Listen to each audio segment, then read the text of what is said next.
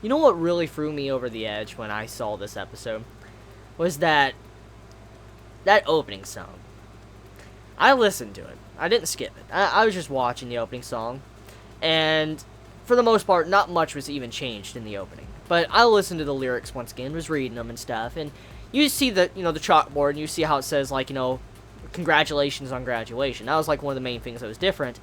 But when you're listening to the lyrics and you're seeing the visuals and seeing how the characters are now moving on past the Assassination Classroom, E-Class, and moving on with their lives, and you see how in the final part of the opening, where Nagisa, he looks back, and he thought he saw Koro Sensei, but he was gone. It was such a very sad moment.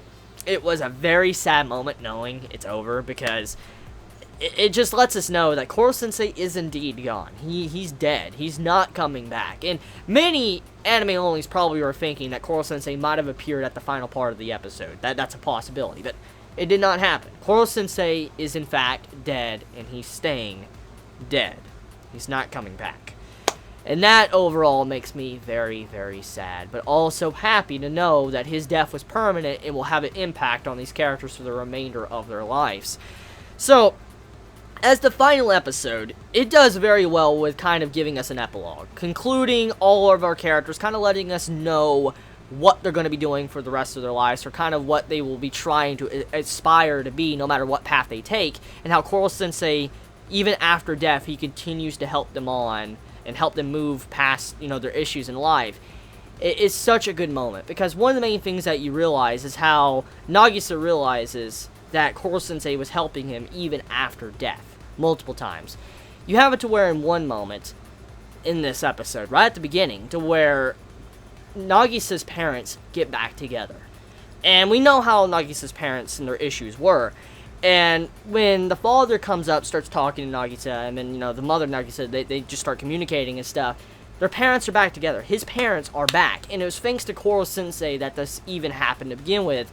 And it's so sad, because before his death, he helped them out. He helped him out and probably everyone else out with their own personal issues. And I mean, we get to see where the baseball practice was going on, where the actual official game was going, and how, Koro Sensei helped him out in the past. We also see how Koro Sensei helped out some of our characters with research to make fake blood to help everyone else out, and they can be compatible with. I mean, there's just so many moments in this where Koro Sensei was helping everyone out even after death.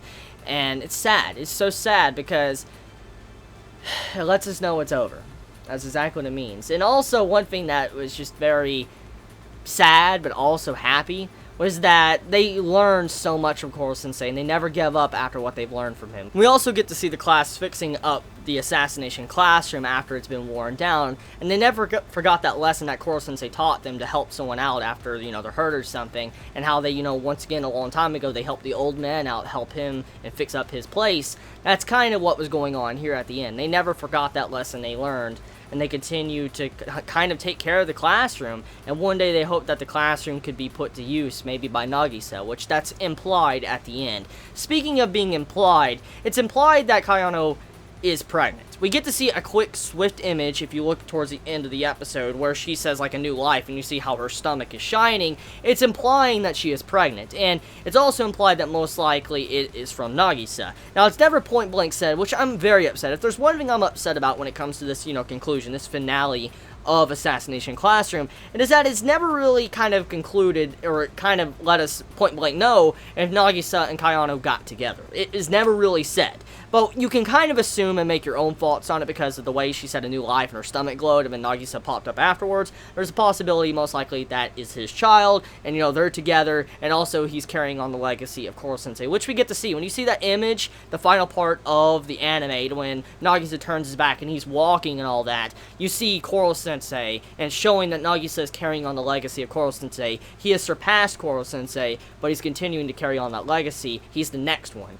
And it's just so cool. I love the way that was done. And it was like Nagisa was saying to the entire class, these high school students, like, I want you to kill me. And in a way, what this means is I want you to surpass me. I want you to move on past me and become something even greater in your life.